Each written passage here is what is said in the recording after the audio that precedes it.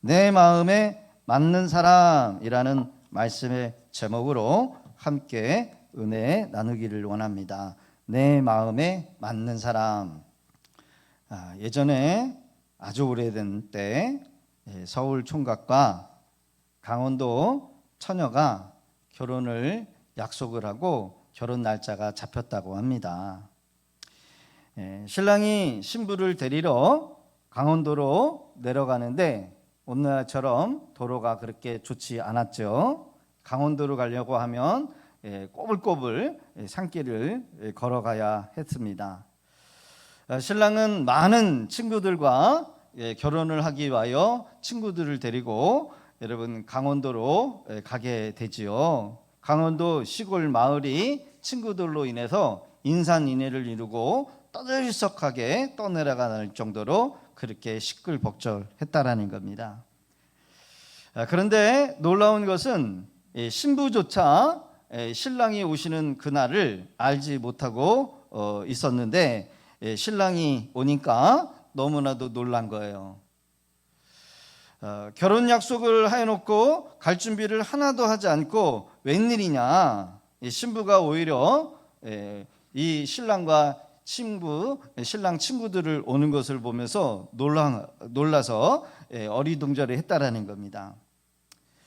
오늘 결혼식 하는 날인데 어떻게 신랑이 왔는데 하나도 준비하지 않을 수 있어.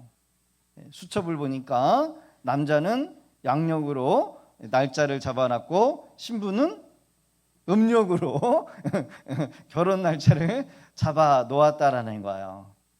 여러분 결혼식이 제대로 됐을까요? 못 됐을까요? 못 되기를 바라는 분들은 못 될 것이다라고 얘기했고 그래도 왔으니까 결혼식을 아마 하지 않았을까. 여러분 우리 주위에 내 마음에 맞는 사람들이 얼마나 되실까요? 남편이, 아내가, 자녀가 여러분들의 마음을 여러분 꼭 이렇게 맞는 그런 사람이 혹시 몇 분이나 있으실까? 내 주변에 나의 마음을 시원하게 하고 내가 말했을 때 공감해 주면서 꼭 여러분 맞장구 쳐주시고 있는 그런 사람이 몇 명이나 되실까요? 여러분 한번 세워보시면 좋을 것 같아요.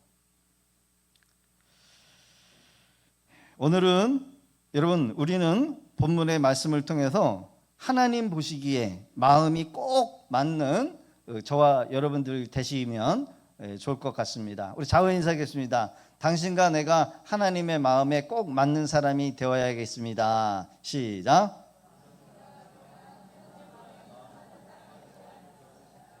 할렐루야. 누구의 마음에 들어야 돼요? 하나님의 마음에. 하나님의 마음에 꼭 드는 그런 사람이 되어야 되지 않을까. 하나님은 하나님의 구원의 계획을 이루시기 위하여 혼자 일하지 아니하시고 사람들을 쓰십니다. 사람들을 불러서 사용하시다가도 하나님의 뜻을 이루지 못할 것 같으면 하나님이 패하시고 다른 사람을 불러 사용하셔요.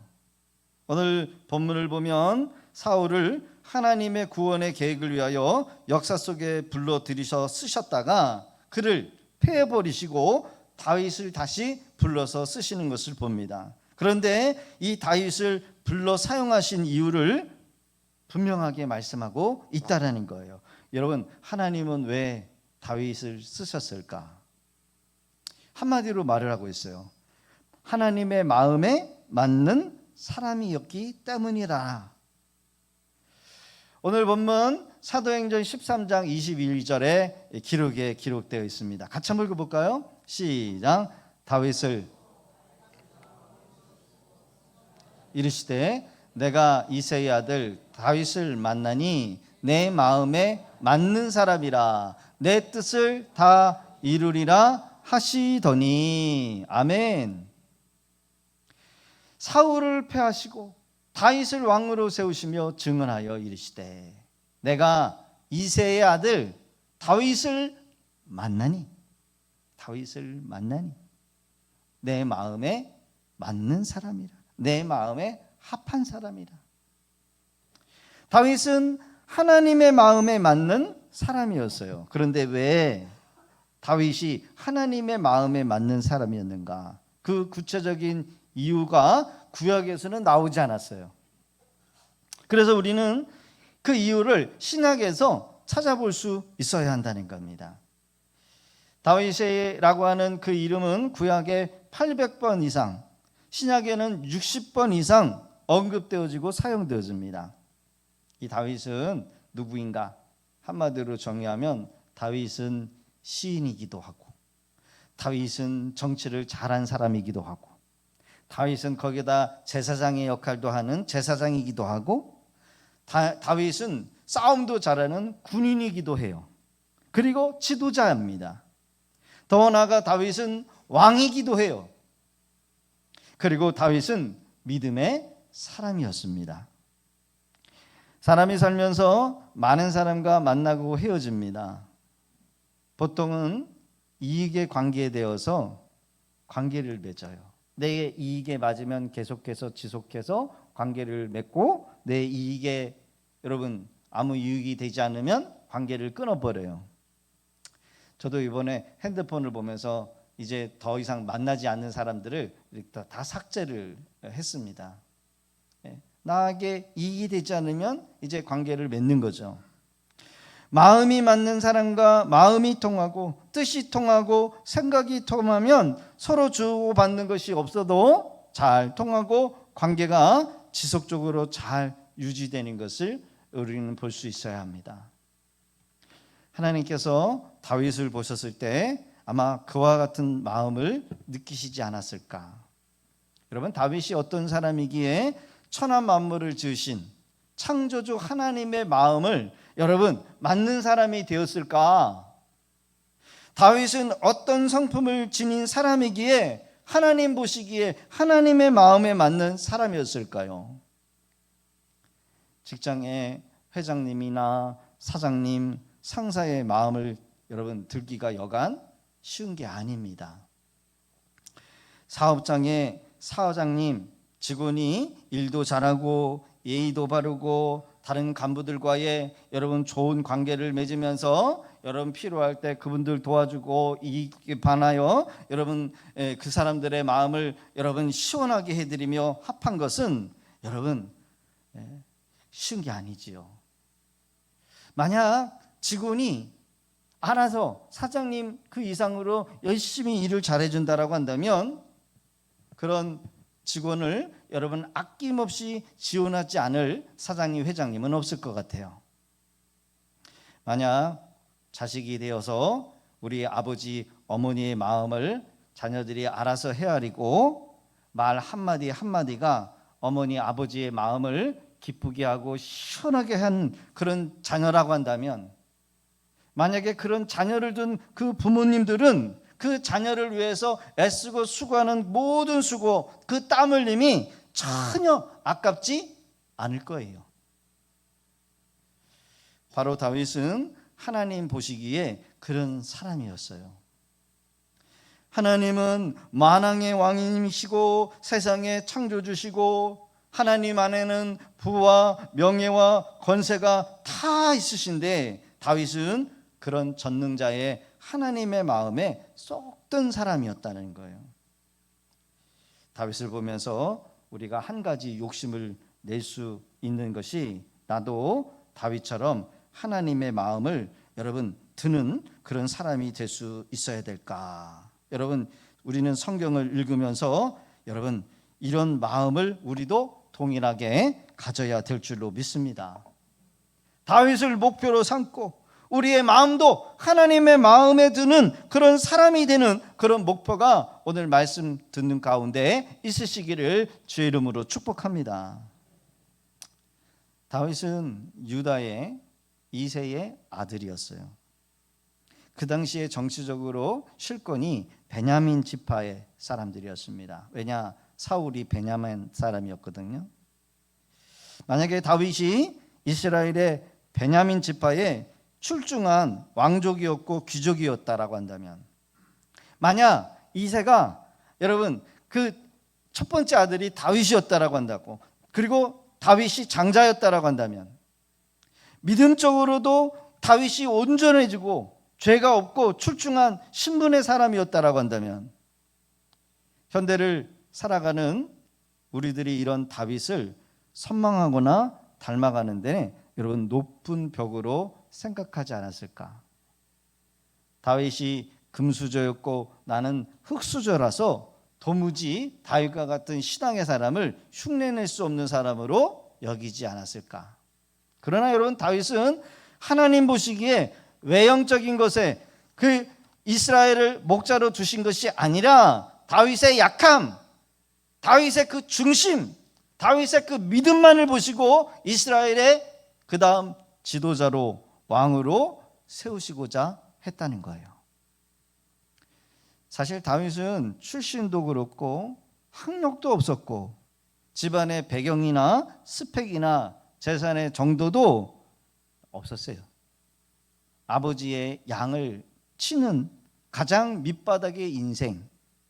그러나 다윗은 믿음의 사람이었어요. 다윗의 중심은 오직 하나님이었어요. 이런 다윗을 보시고 여호와 하나님은 자신의 뜻을 다윗을 통해서 이루시고자 마음먹으신 거예요. 하나님의 뜻은 예수 그리스도를 세상에 보내셔서 이 세상을 구원하는 데 있으셨어요. 이 중심에 누가 있었냐면, 첫 번째 아브라함이 있었고 두 번째 다윗이 있었어요.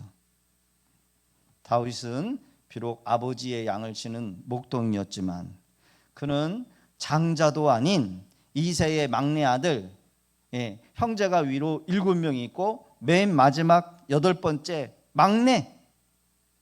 다윗의 신앙만을 하나님이 보시고 그의 서류를 보시면서 너는 합격! 면접에서 다른 서류 정형은 다 걸러버리시고 다윗만 보시면서 여러분 합격이라고 동그라미 치신 거예요.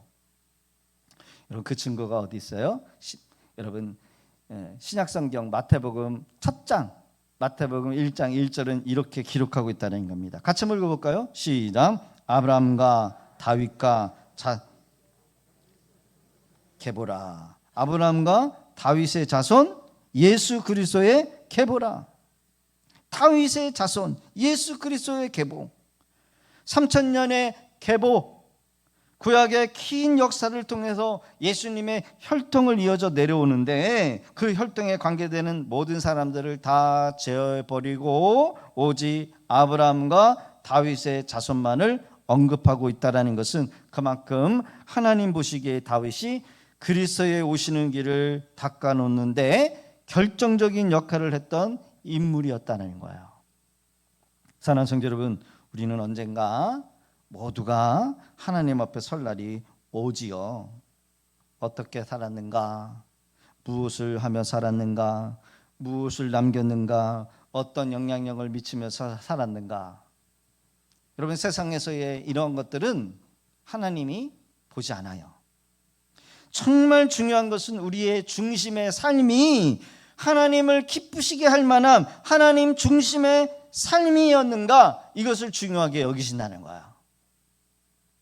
우리가 세상에서 일을 하지만 하나님과 연관된 하나님을 위해서 한 그 모든 일들이 하나님은 기억하시지만, 나를 위해서, 여러분 세상의 어떤 권력을 위해서, 명예를 위해서, 다른 사람의 유익을 위해서 한 것은 여러분 그것이 중요하다는 게 아니에요. 오늘 말씀을 듣는 저와 여러분들은 주님 보시기에 합당한 삶을 살아가야 될 줄로 믿습니다. 오늘 다윗을 통하여 내 마음에 맞는 이 다윗이 어떻게 하나님의 마음에 들었는지 몇 가지를 살펴보면서 우리가 도전받기를 원합니다. 어떻게 다윗이 하나님의 마음에 여러분 합당한 삶을 살았는가? 따라 봅시다. 작은 일에 충성을 다하는 자, 작은 일에 충성을 다하는 자. 다윗은 작은 일에 충성을 다했던 사람이었어요. 하나님이 쓰시는 인물들을 보면 대단히 완벽하고 큰 인격이나 뛰어난 리더십을 가진 자를 하나님이 쓰신 것이 아니라 누구를 쓰시는가? 제일 첫 번째가 뭐냐면 충성하는 자를 쓰신다는 거예요. 누구를 쓰신다고요? 충성하는 자. 그런 의미에서 이 다윗은 충성심이 대단히 남달랐던 자였다는 거예요. 8형제가 같이 살고 있었지만 다윗은 혼자 들판에 아버지의 양을 칠 때가 있었어요. 7형제가 기름 부음을 부기 위하여 사무엘 선지자가 왔을 때, 여러분, 사무엘 선지자가 하나님, 이 사람이 이스라엘의 차기 왕입니까? 아니다. 그 다음입니까? 아니다.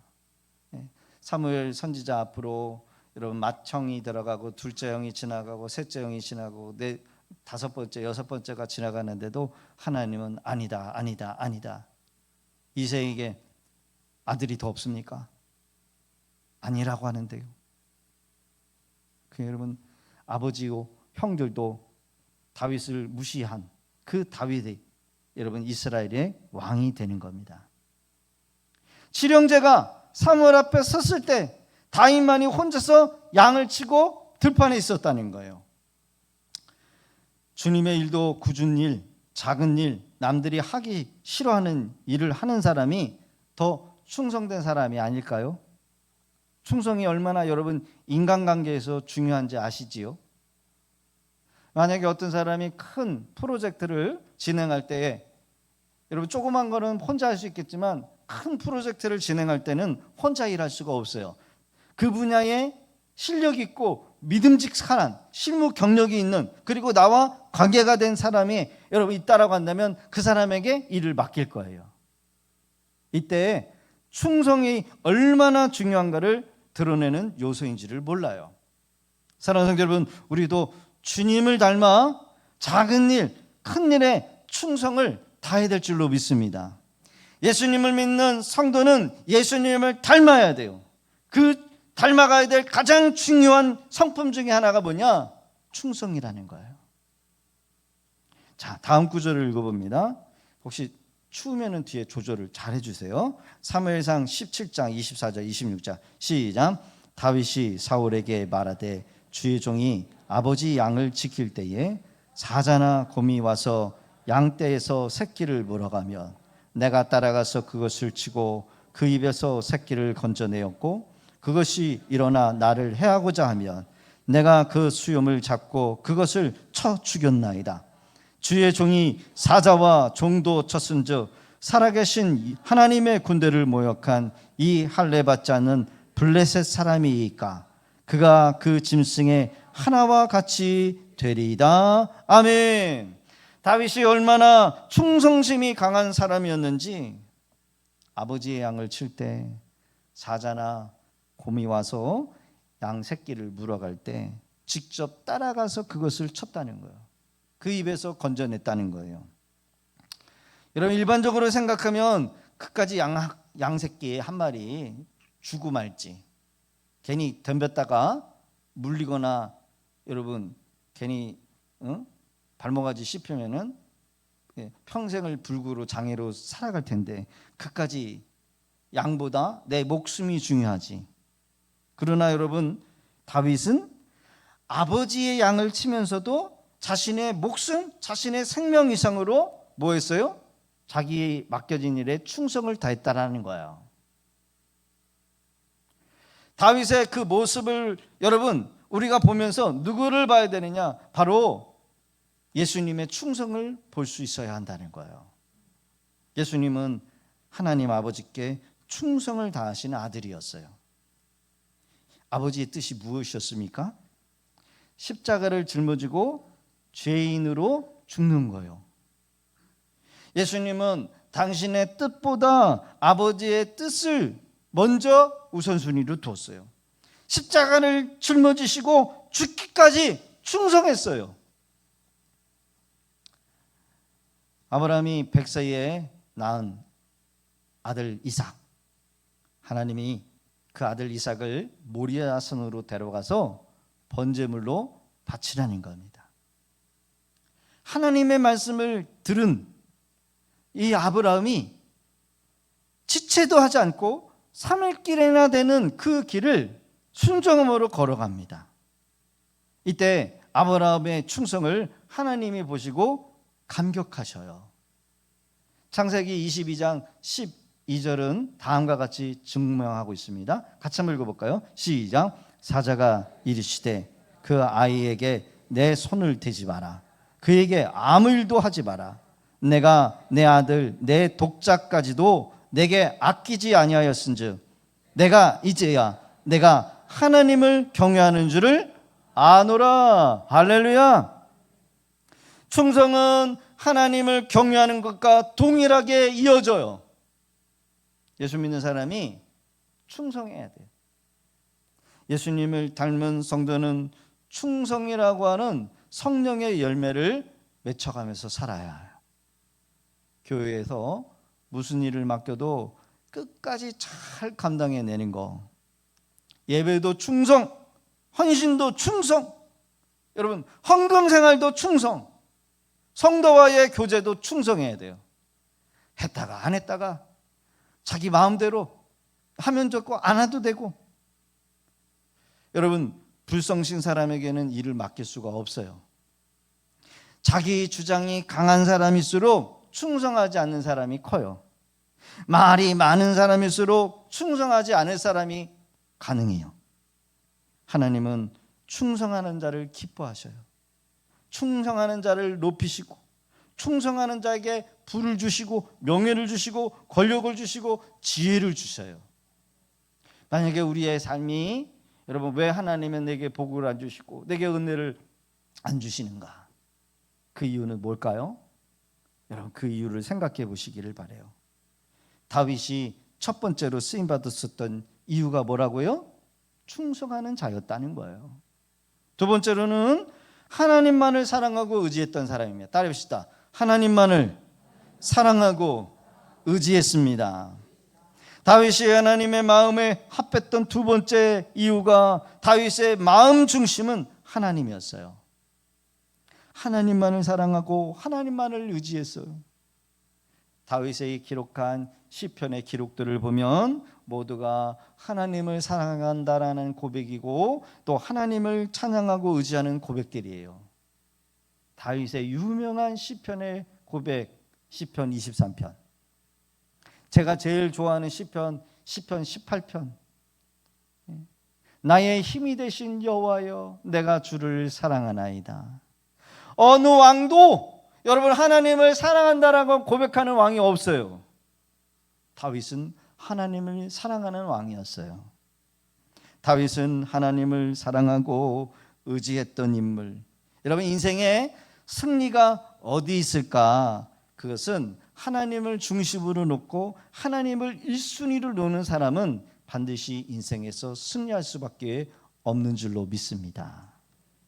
여러분 사람들이 하는 말을 잘 들어보세요. 그 사람들이 정말 사랑하는 것들이 여러분 입에서 흘러나와요. 자식을 사랑하면 오직 자식 사랑하는 그런 자랑거리만 입에 가득해요. 돈을 사랑하면 돈 이야기만 나와요. 오늘 아파트가 올라갔니 떨어졌니 주식이 올라갔다 떨어졌더라. 돈을 사랑하는 사람은 돈에 관심이 있어. 마음에 무엇을 담아두느냐 그것이 입으로 흘러나와요. 사람의 관심사가 사랑의 대상이 되기 때문에 그래요. 여러분 구원받은 성도는 여러분 하나님을 중심에 두고 살아가야 될 줄로 믿습니다. 앉으나 서나 님 생각하는 것이 아니라 앉으나 서나 누구 생각해야 돼요? 하나님만 생각하는 거예요. 저는 화장실에 있을 때도 하나님 생각해요. 여러분 응가를 할 때도 주여 하면서 부르는 사람 있더라고요. 여러분 왜 하나님을 마음에 두고 살아야 될까? 여러분 하나님 안에 은혜와 평강과 모든 축복이 모든 복이 하나님으로부터 나오기 때문이라는 거예요. 다윗은 평생에 하나님만을 사랑했고 하나님의 삶을 여러분 살기 위하여 삶의 중심이 하나님이었어요. 그래서 다윗은 찬양이 나왔고 하나님을 높이면서 살았어요. 사랑하는 성도 여러분, 하나님을 마음의 중심에 두는 복된 우리 귀한 성도들 다 되실 수 있기를 주의 이름으로 축복합니다. 세 번째로는 다윗이 합했던 이유는 자신의 잘못을 깨닫고 회개할 줄 아는 사람이었다는 거예요. 다윗은 죄가 없는 사람이 아니었어요. 죄가 많았어요. 그러나 죄를 지었을 때에 멋진 회개의 본을 보여줬던 사람이 누구였냐? 다윗이었어요.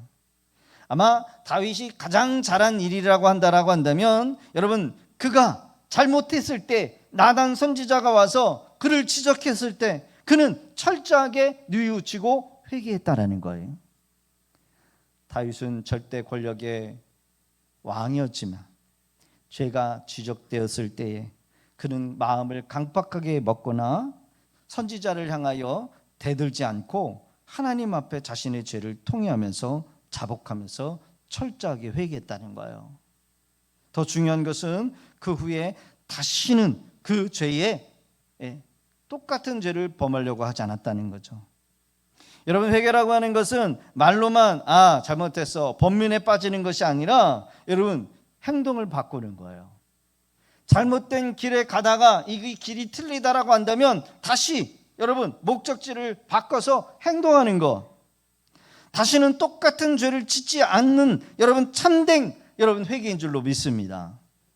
이런 점에 하나님의 마음에 합했던 사람, 인정받게 됐던 사람, 이 사람이 누구예요? 다윗이었어요. 여러분, 우리의 인생이 완벽한 인생이 어디 있습니까? 여러분, 죄를 지적당하면 여러분 뻔뻔하게 아무렇지도 않은 듯 깨닫지 못하는 자가 있어요. 그러나 우리는 여러분 하나님의 말씀 앞에서 매일매일 마치 거울로 자신의 여러분 흠을 들여다보는 것처럼 여러분 자꾸 거울을 들여다보는 자는 깨끗해요. 주름이 많고 머리가 희끗희끗해서 야, 이제는 더 이상 거울 보지 마라, 안 봐야 되겠다, 거울을 치우는 게 아니라 하나님의 말씀의 거울 앞에 자꾸 자신을 들여다보면서 나의 흠과 나의 죄와 나의 온전치 못한 것들을 빨리 듣고 여러분 깨닫고 수정하는 사람이 여러분 온전해지는 사람이에요. 누구나 자신의 죄를 즐겨할 자는 없습니다. 그러나 거울에 비춰진 자신의 모습을 인정하면서 빨리 고칠 것은 고치고 자신의 죄를 들여다보는 사람만이 온전해지는 거예요. 하나님은 이런 다윗을 사랑하셨어요. 로마서 4장 5절과 8절의 기록을 봅니다. 시작. 이를 아니할지라도 경건하지 아니하는 자를 의롭다 하시는 이를 믿는 자에게는 그의 믿음을 의로 여기시나니 이란 것이 없이 하나님께 의로 여기심을 받는 사람의 복에 대하여 다윗이 말한 바, 불법이 사함받고 죄를 가리워짐을 받는 자들은 복이 있고 주께서 그 죄를 인정하지 아니하실 사람은 복이 있도다 함과 같으니 이란 것이 없이 하나님께 의로 여김을 받는 사람의 복에 대하여 다윗이 말한 바. 여기서 일이라고 하는 것은 구원 사역을 말해요. 다윗은 경건하지 못한 자였지만 앞으로 오실 메시아를 믿었어요. 그 믿는 믿음 때문에 그가 비록 인구 조사를 해서 여러분 교만했고 그리고 밧세바를 범함으로써 죄를 범했지만 여러분 믿는 믿음 때문에 한 것이 없음에도 불구하고 죄가 가리움을 받게 되었다는 거예요. 그래서 복된 자가 되었다는 거예요. 우리도 예수님을 믿는 믿음으로 일을 한 것은 없지만 예수님의 그 십자가의 의로움으로 나의 의로움이 되어서 우리가 하나님 앞에 섰을 때 예수님의 그 거룩한 의로움 때문에 죄가 없이 보여지는 거예요. 하나님 앞에 여러분 섰을 때 네가 예수 믿는 그 믿음의 의로운 행동 때문에 우리가 죄가 없다 이렇게 인정을 받아요. 이게 구원이고 이게 믿음의 핵심이에요. 사랑하는 성도 여러분, 하나님만을 사랑하고 하나님을 중심에 두는 복된 성도들이 되어지기를 주의 이름으로 축복합니다.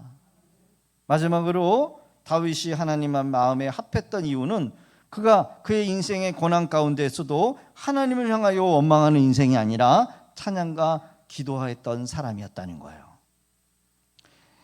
우리가 일반적으로 극심한 고난이 오고 견디기 힘든 시련이 오래되면 여러분 원망과 불평이 흘러나와요. 그렇죠? 그러나 다윗이 오랜 고난과 시련이 있었음에도 불구하고 신앙에 승리하는 이유가 무엇인가? 온전히 하나님을 바라보는 믿음이 있었기 때문이었다는 거예요. 일반적으로 성도들이 찬양을 부를 때는 여러분 교회 와서 예배 때만 찬양 불러요. 그렇죠? 예. 예배 찬양 부르는 것이 그냥 일반적인 거예요. 저희 믿음의 교회는 수요 찬양팀도 있고 금요 기도 찬양팀도 있고 주일 찬양 호산나 팀도 있어요. 그리고 이렇게 특성으로 하나님 앞에 올려드리는 그런 찬양팀이 있어요. 여러분 찬양팀들이 찬양을 준비하기 위해서 얼마나 자주 찬양을 부를까? 예. 여러분 목사가 설교 준비하는 것만큼 여러분 우리 찬양 리더들은 찬양을 여러분 그렇게 정성스럽게 준비하는 줄로 믿습니다. 그래서 찬양 우리 리더들을 보면 지금까지 몇 년 동안 그 직분을 감당하기 위해서 충성을 다하고 있는지 몰라요. 휴가도 못 가고, 왜냐하면 주일은 주일이니까 지켜야 되고, 수요 찬양팀은 수요 찬양팀이 꼈기 때문에 어디 놀러 가지도 못해요.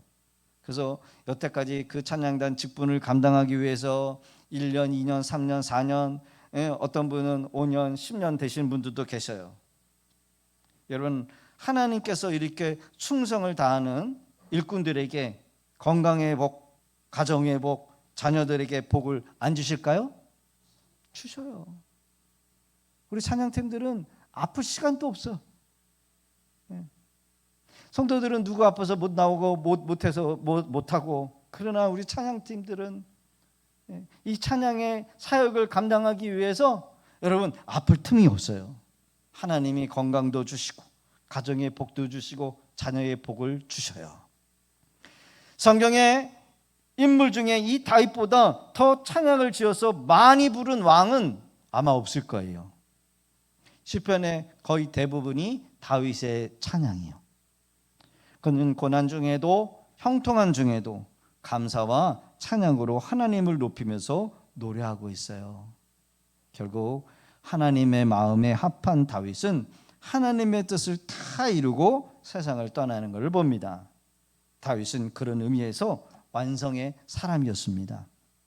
오늘 본문에 이렇게 나오고 있습니다. 22절에 보니까 다윗을 왕으로 세우고 증언하여 이르시되 내가 이새의 아들 다윗을 만나니 내 마음에 맞는 사람이라 내 뜻을 다 이루리라 하시더니, 다윗은 하나님의 뜻을 다 이룬 사람이래요. 이를 산더미같이 쌓아놓고 죽는 사람이 얼마나 많습니까? 설거지를 쌓아놓고 빨랫거리를 쌓아놓고 밖에 나갔다가 돌아오지 못해서 죽어나가는 사람도 많아요.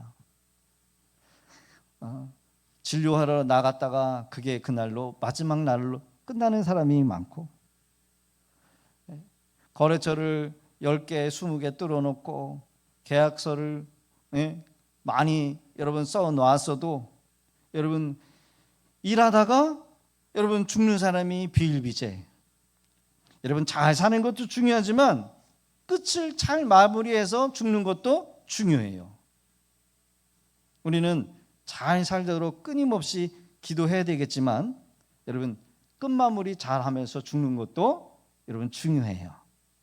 잘 죽는 것도 잘 사는 것만큼 중요해요.